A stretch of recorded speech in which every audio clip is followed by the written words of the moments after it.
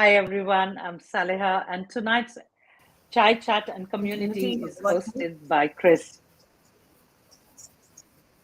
Hi, Thank you, Chris. Saleha. And what an honor to be hosting the mother-daughter duo. But before I kind of formally introduce my guest, I would like to acknowledge the traditional owners of the land on which we are meeting today, the people of the Kulin Nation. And I would also like to extend my respect to their elders, past, present, and emerging. And before I start, a very happy Mother's Day to every mother, a mother to be, the grandmother, everyone, because we all love you. So, all right. The formal introductions, Salia, I'm sure you don't need any introduction, but for the sake of anyone who's watching you. Okay, my name is Saleha Singh, and I am the founder of Chai Chat and Community, which is my passion. I founded it about 3.5 years ago. And my daughter, who's here with me, she helped me choose the name. She suggested we do a poll, ask all our friends and family about the name and what we want to talk about. So many came up with names, and we chose the one that we thought best described what we want to do. Other than that, I'm a communications professional. I have a daytime job and a proud grandmother, which I think has been the best thing in my life last year. Thanks, Salia. Sami, a little bit about yourself as well. Thanks, Chris. Before I start, I'd also like to acknowledge the traditional owners of the land on which I live, work, and I guess do this podcast today. And my name is Sameera, obviously. I am Saleha's daughter. I work in tech in my otherwise life. I am a new mum to a 10-month-old boy. Can't believe he almost turns 1 soon. I enjoy audiobooks. I enjoy a chocolate drumstick every night, and I'm obsessed with serial killer documentaries. So that's a little bit about me. That's a bit scary. The Sammy. last thing was most interesting. All right. All right. The first questions first to both of you. What does motherhood mean to yourselves? Sameera, I'll start with you. Salah, I'll come to you. Yeah. When you said that question, I really thought about it, and I said, what does motherhood mean to me? To be honest, I'm still learning about motherhood. I've only been a mum for the last 10 months. And in the last 10 months, I feel like I have felt the most amount of joy, but also the most amount of fear that I've ever felt in my life. I feel like becoming a mum was one of the hardest things I have ever done in my life. But then at the same time, it is a feeling that is indescribable. You go through 9 months of growing something inside of you, and then one day, all of a sudden, like me, at 36 weeks, you're holding something, and it is surreal. It is absolutely surreal. So for me, motherhood is a forever learning experience, and probably will be. I'm still learning what it is, but it is, reflecting back on the 10 months, I guess, the most joy that I have felt, but also the most that I've ever cried in my life so far in the last 36 years. So yeah, that's, I guess, motherhood for me. Well, Thanks, Sameera. On to that, Salia. You are a mom, now a grandmom. So what does it all mean to you? for me, motherhood is being mom to the two most beautiful girls in my life. I'm very emotional about it. I think my life is complete, and without them, I have no idea what I would have done. And I have a different relationship with both my girls. With Sammy, I was pretty young in today's parlance. I was in my 20s when I had her. So I've never treated Sammy like a child. She's always been more like my confidant, my friend. I've always gone to her, even when she was very young, and shared, whatever I was feeling. I think she's also been the keeper of my deep, dark secrets. And sometimes I'm very worried about all the stuff that she knows about me. So with her, I've always treated her like an adult. And I think we are pretty close. We're very close. We can share stuff. We will scream at each other, but we come back to each other. With my younger daughter, Tintin Sahiba, I think she'll be pretty upset if Well, she's called Tintin because she was born with a tuft in her hair, and she would keep twirling that tuft, so we called her Tintin. And so with her, I've always treated her like a baby. At 30 years of age, I still talk to her like a child, like I would have when she was two. Totally different relationship, hug her, kiss her. But just going back to what Sami said, the 10 months that she keeps thinking, and this is something I always believe, that motherhood doesn't come with a manual. You have no idea what to expect. All of us just do the best that we can, you know, and especially when you're a new mom, everybody has some advice to give you. I give Sami advice every day. You should do this. When I was new, everybody was giving me advice, giving you advice about how to bring up your child. That is very, very confronting because you don't know. I was so scared that I would drop Sami when she was born. I did not give her a bath for a month. My mother was there to do all of that. So it helped. So for me, motherhood is also relying on my mother to do stuff for me and being there. And this morning, we've had a lot of motherhood posts that's come in WhatsApp and Facebook posts, but someone sent me this. It said, life doesn't come with a manual, it comes with a mother. And for me, that just completes the story. That's nice. Absolutely. That was very nice and profound. But moving on, Saleha, you talked about going to your mother when you are a new mother, but a lot of us are migrants, right? We leave our families behind. And I think you were one of them when you migrated with two young children. What was it back then? First, as a migrant woman of color, and second, a young mother of two girls. I wasn't really How young, did you when kind we of migrated. Sorry, I keep overcome losing all you. your barriers and obstacles? Sorry, Chris, I don't mean to talk over you, but I think I'm just losing you in between. So I think you're asking me questions. But anyway, I wasn't very young when we migrated, and my girls were grown up. Sami turned 15 here, and Tintin turned 10. So I didn't have to go through, changing nappies and all of that. No, they were pretty self-sufficient. Um, Migration to a new country is always difficult, always difficult. Um, I'll start with my younger daughter first and then come to Sami because she's here. So with Tintin, we got them into schools immediately. With Tintin, within a week, she had her friends, she had the accent, she was in primary school, she made friends. It was very easy. For Sami, it was not so. She turned 15, she went to year 10. Friends, people already had their groups, they had their own friends. To come to a new country and try to make friends is not easy, not, and especially in your teenagers. And one of my biggest concerns then was that maybe she's not adjusting. And the first 2 years, Sami kept going back to India, to her old friends, to something that she knew. It's taken her time. And I think for me, the biggest fear was that, will she adjust? Will she make friends? She did, but it was never easy. And although she never complained, I'd never tell her otherwise. She never complained. I knew it was difficult, and I suppose it took us 6 months to completely settle down and have a life. I didn't get a job until 6 months.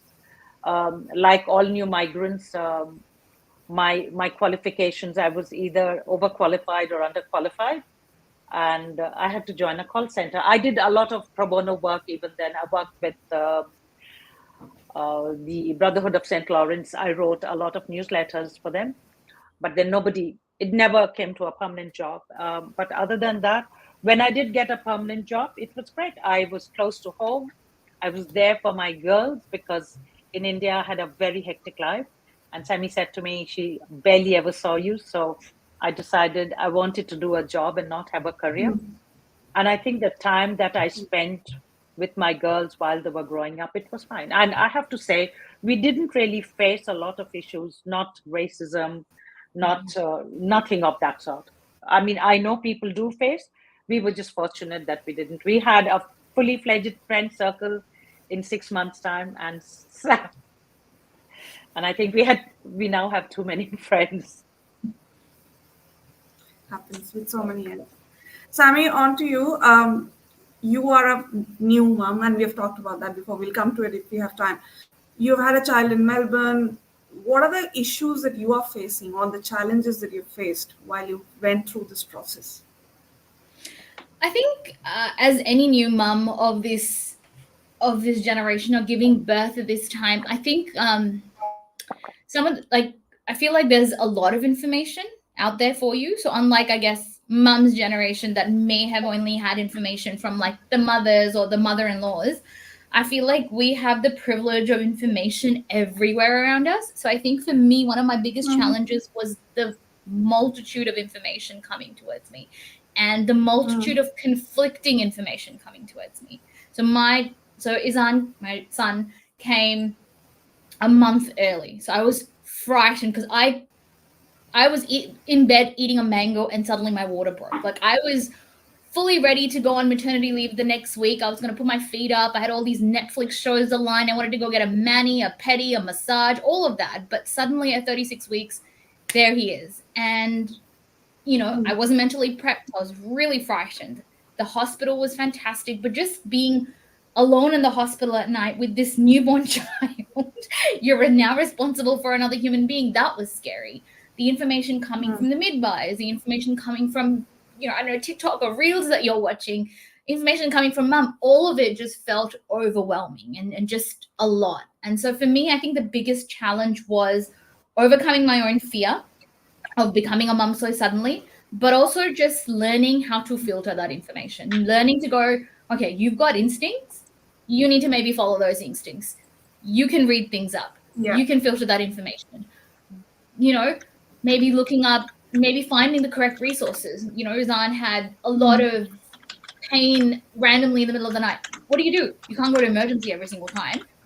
So it's really about, calling nurse on call, being comfortable with explaining it to nurse on call, or checking in with one of your girlfriends. And I will say this, I'm very fortunate that I have a group of girlfriends who had kids before me, and I rely on them heavily. Like whether it be texts or frantic phone calls, a lot of it, I rely on those girlfriends so much, and they've been so amazing just to help keep me sane and just be like, that's normal. Don't worry about it. So I think my challenges have been very similar, but yeah, I think my biggest call out will be the multitude of information and conflicting information that's out there on what's happening to my baby. Yeah. And I think thanks to social media, we have a pro and a con. You have information, but then it's kind of you get lost in the barrage of where do you put and yourself it can be so overwhelming because you just want to do the best for your child, but there's just, and sometimes you're not doing norm, right? Norm may not work for you, and you just feel frightened and you feel like, am I doing the right thing? Am I a good mom? But you just have to follow your instincts, find a good pediatrician, find, a good MCH. And I think, hopefully a good set of friends and a mum that you can rely on, and you'll be okay. And that's a lot of find, but yeah, absolutely. I think I am very fortunate that my challenges are not that great in comparison to what's happening in the world today and what some other mothers across the globe are facing. So. And Chris, just stepping in here, I think that's a totally we just separate need conversation to. We can have sometime later. Yep. Sorry, Chris. I think again your internet is dropping off. I just wanted to also tell our listeners the important role that the MCH plays. Sammy, you want to just explain that MCH part of it, because a lot of people may not understand that. Yeah, so an MCH stands for a maternal health nurse, essentially. They're a healthcare professional that you will first encounter in the hospital, like I did. I went public. I had an MCH come visit me at home, or MCN, I should say, at home after my son was born at day 1, 2, and then 5. And then you'll get a maternal health nurse from your local council who you'll have regular visits to from the age of 0 till I think about 4. So you have a visit at 1 month, 2 months, and then 4, and then 8 weeks, 6 weeks, 8 weeks, and then I think 6 months. So it's really, I'm maybe messing up like the time frames, but you do see them on the regular intervals. They help you unpack issues that you may have. They help you with resources. They do the height, weight checks. They check the baby's, movements, and, just talk you through next phases, milestones, all of that. So they're an amazing resource to tap into, and it's all free.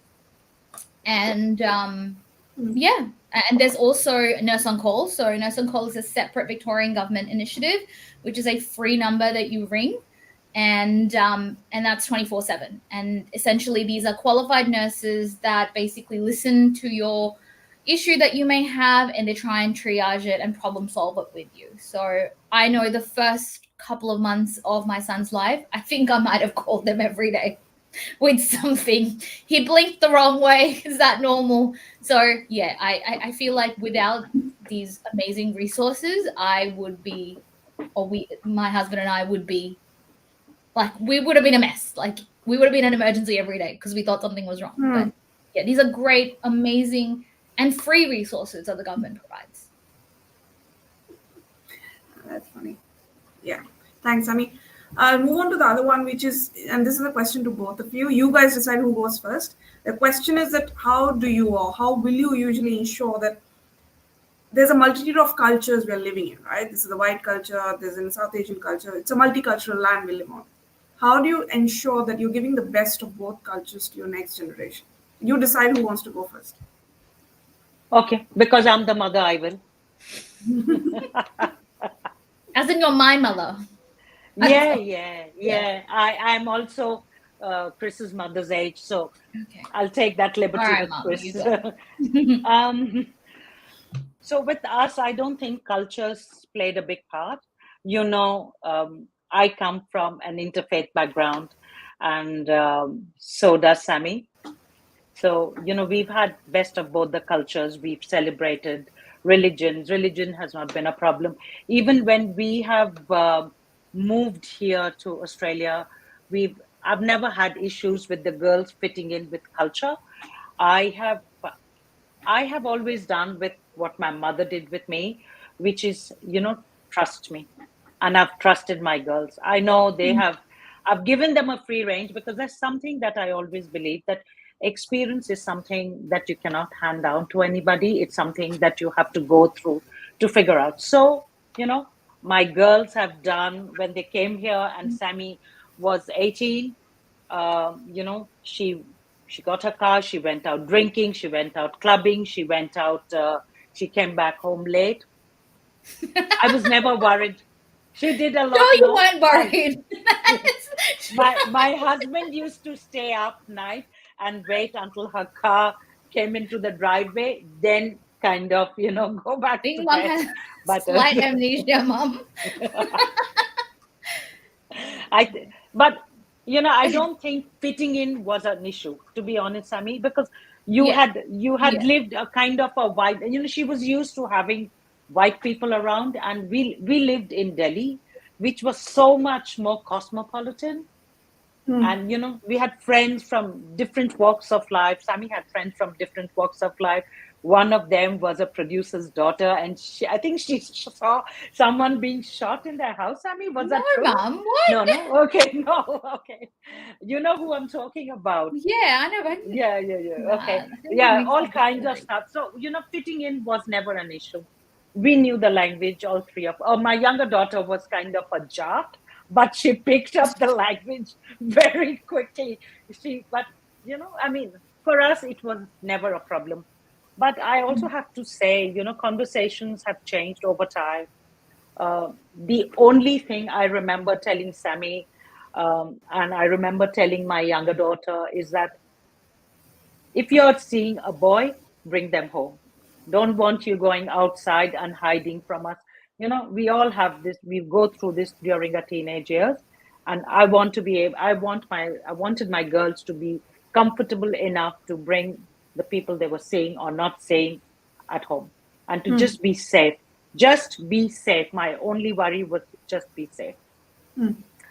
But I have to say, Chris, I've also learned a lot from my girls. So, while we talk about motherhood, we don't sometimes realize how much children, what a role they have had to play in our lives. I've learned acceptance. I've learned from Sammy never to judge people. I've learned from my younger daughter not to be racist, not to define people by the color of their skin. I've learned to listen. I've learned empathy. I came from Delhi, so I had a certain way of speaking when I moved here. Sammy taught me how to just, move back a little bit, be more gentle with people, be a bit more caring. So all this, I don't have sons, so I don't know if sons teach you the same, but I know my daughters taught me a lot.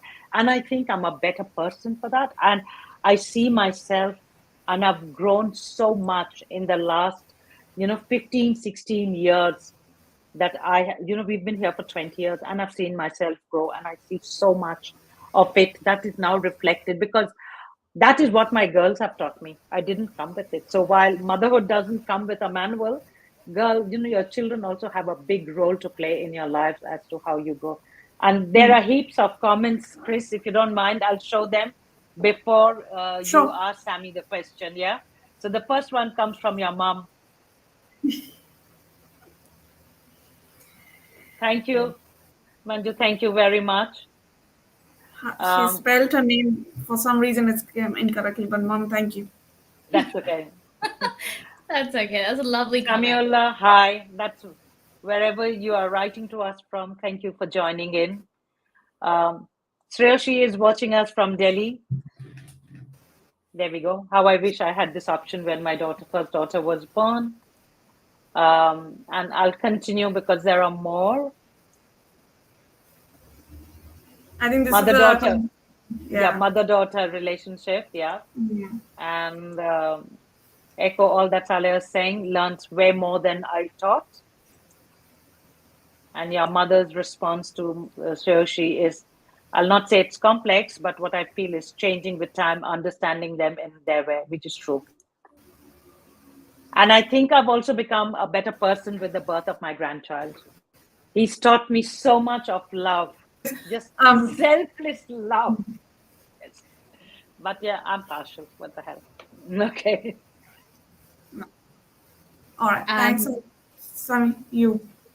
Yeah. So I guess for me, I'm not so worried about what culture, because he is going to be a third-gen migrant, but he is a third-gen migrant, right?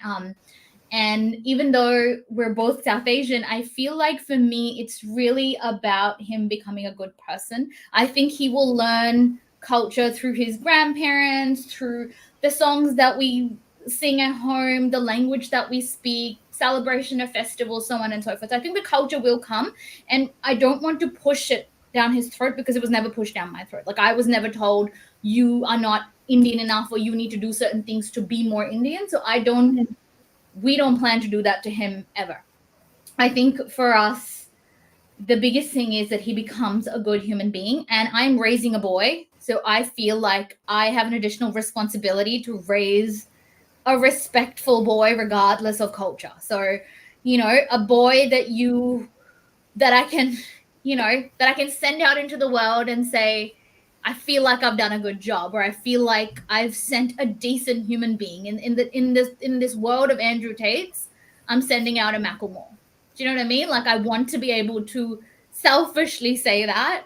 And I think so. Culture, for me, culture isn't just, the South Asianness. It's really about the humanity of it. Someone who cares, I think, and someone who, is respectful. And I think he will learn the rest from everything that he sees around. And I think, he's a third gen. He will assimilate. He will have his own culture.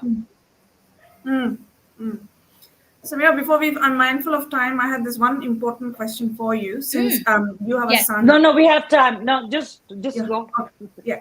Sameera, you have a son, right? Who in the future, like, it's like a long way now, but he will have a family of his own someday. What are some of the teachings that impart to him when the time comes, so that he's a better partner? He's empowered to be a better partner to anyone who chooses to have in his life. Yeah. I think it's a great question. I don't have specific teachings that I want to impart to him. Children learn visually. Children will replicate what they learn in their families, what they see around them, right? Your family is your first point of learning. And I think Adil and I talk about this a lot. It's really about how we demonstrate parenthood to him, or a relationship with each other that he's going to take out into the world. So both of us are trying to make sure that we show him what a good partner looks like, whether that be through multiple, like, I'm probably not going to give examples here, but it's just around how we both demonstrate that by demonstrating it to each other. And we often have this conversation. Life has really changed for us, it's not just us anymore. So we can't talk a certain way, we can't say certain things, even as jokes, and even as a joke anymore. So we're so much more conscious, because we don't want him to learn that and think that's normal. If he chooses to do that as banter, that's a separate thing. But as parents and as a couple, we want to make sure that he sees a loving partnership, so that he understands healthy partnerships. He understands love, respect, and what it means to be a good partner. And I think that's just a basic thing. Love, respect, healthy boundaries. That's what we want him to take. Ultimately, he's also going to learn things from school and all of the other things. But I think at home, we just want to demonstrate that. And like I said, I'm raising a boy. It is not lost on me, the current generation. And in the wake of what's happened recently, I just feel like it even puts more emphasis on parents to demonstrate at home what good looks like in terms of behavior, but also in partnerships. Yeah. Thanks, Ami. That was a very profound answer to a good question, I hope, and people will have something to take away from that. One last question is to both of you again. Times are changing. We need to be having certain difficult conversations with our children, right? Because we need to, for example, I am highly bent on consent and good touch, bad touch. And some of the many issues that we need to discuss with our children. In your own opinion, Saleha, you have son. What are some of those difficult conversations we think we should be having with the children when they reach a certain age? Saleha, I'll start with you. I think, I agree with you. Good touch, bad touch. I did teach my girls that. Good touch, bad touch. Especially so because every summer holiday, when we were living in Delhi, my girls went to my parents, and they lived in a joint family. Or even if when they weren't living in a joint family, I think every day my parents went to the family house, and that was a joint family. So there were cousins and uncles and this and that. And I've always told my girls, if I have to choose anyone, I will always choose you. So if you come and tell me that, you're uncomfortable with this person, I will always believe you. And I told my mother the same. So it was never, so I was always, so good touch, bad touch is very, very important. I also believe in stranger danger. And I always think that, children know when they are uncomfortable. Yeah. And to trust their instincts. Again, these are things that never go out of style, or never date. It's because these are things that remain the same. But as my little grandson grows older, I'm going to teach him respect for women, and I always believe that your family is your first educator, especially the parents. You learn everything, and mothers have a big role to play. So do fathers. It's both. They do. I mean, you're raising them together. Yeah. Sammy, in our generation, it was mostly mothers. So I obviously am speaking from our generation. Your father is a fantastic grandfather. Nobody can take that away from him. But yeah, but we learn from him too. So I think it's important to not dismiss the role of fathers. I mean, in any generation, I think men can't feel this as a cop out. It's not a cop out anymore. Yeah. And I think it puts more burden on the woman that you have to exactly. I think for many of us, you have to make sure it's a big pressure. Yeah, absolutely. Also, I think, Chris, I'm talking for myself. There may be many women like me, or may not be many women like me. I feel for us, it just comes out automatically. And a silly example is I have taught my grandson all Bengali nursery rhymes, everything. I only speak to him in Bengali and he understands everything. But respect for women, in today's day and age, we see what is happening. And he is going to, we're talking 6, 7 years from now. Sharing is another thing that we never teach our children. It is okay to just snatch people's toys, and it starts with little things. Anger management, Yeah. is something that we need to teach our kids. And I think sometimes we forget that. And I would also teach, I don't know, my grandson, when he grows up, that if he needs help, he must help. Ask for help, because who the hell cares what the community thinks? Because when it comes to the crux, the community doesn't come to help you. We know about mental health issues. Chris, you and I have talked so much on this program about mental health. So Yeah. anger, mental health, respect, these are the three things. Control your anger, not anger. Control your anger. Respectful behavior Yeah. towards everybody is what Thank you. I Thanks. think are very important. Yeah, absolutely. So, I mean, what are your thoughts? Like, it's a long way down Yeah. because he's just 10 months. But No, I what are think it some starts. Mm, So I think schools are doing a really good job also talking about good touch, bad touch, and consent. So obviously those are things that I want to talk to my son about, and mum's touched on them, so I won't keep going back on that. But for me, another big thing is to basically instill in him that regardless, or basically work towards being that parent that he feels comfortable to come to. At the end of the day, whatever you've done, I want you to feel comfortable to come talk to me because my parents did that for me, right? And I think that, or whatever happens, good, bad, this is home. This will always be home. You come home, I will be here. I have your back.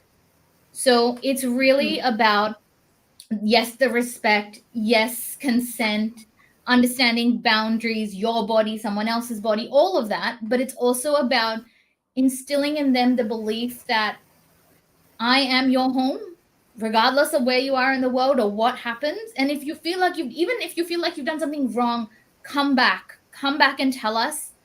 We may reprimand you, but we will still have your back, kind of thing. And I feel like that I want to be that parent who will be there for my son. Not, and I say this by, not condoning bad behavior, but I would like my child to be able to believe that, they can come and be honest and upfront and have open discussions with parents. And I think for me, that's a big something I'd like to sort of teach my son, or will work towards. Okay, we have questions. Absolutely. So Sami, don't go away. Yeah. And Chris, you'll feel very happy. Chris learned Bengali from her nanny. That's my dimma for me. So, yeah. Oh, nice. Sami, this question is for you. Yeah. Why are the adult children today opting for no kids? Speak about salary. I wouldn't know about. I think honestly, I feel like it is very expensive to have a child. It is very expensive, and I think a lot of women my age are also learning that you are a whole person without a child, without a husband, and I think that's important. Just knowing that you are fulfilled, you are an individual. You don't need to settle down, settle up, whatever. You, as a human being, can exist without another person or without giving birth. It will still, your life will still be enriching and joyful and all of that. So yeah, I feel like the pressure, I feel like there is a challenge to that initial pressure that has come to women around, being mums. We're not all naturally mum material, and I think recognizing that is really important. Motherhood isn't natural to all women. I feel like that's such BS. It is such BS. Yes, we are. Some of us are empaths. Some of us naturally love kids. I don't like a lot of kids. I like my kid, but I don't like a lot of kids. So I feel like this whole idea that women are just these nurturers and like, you know, we all love all kids and we should have tens of thousands. I think that challenging that norm is what is happening now, and it's great. You find your own happiness with or without a child. Perfect. I love All right. kids.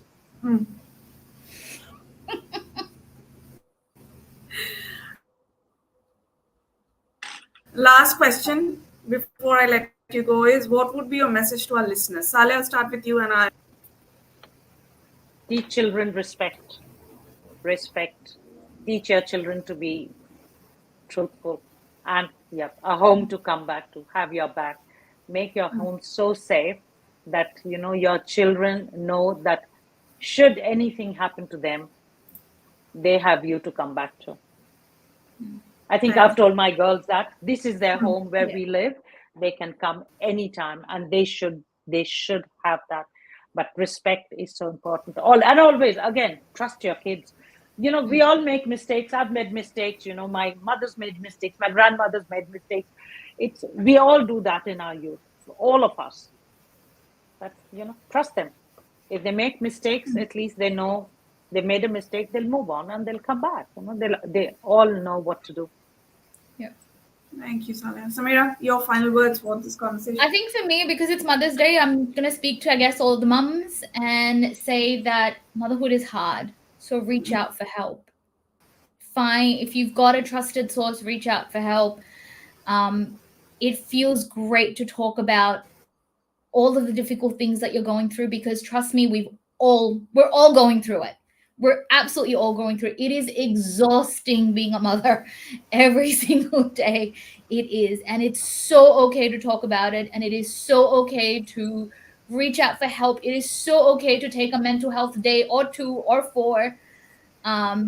So yeah, please talk to someone. Please reach out for help.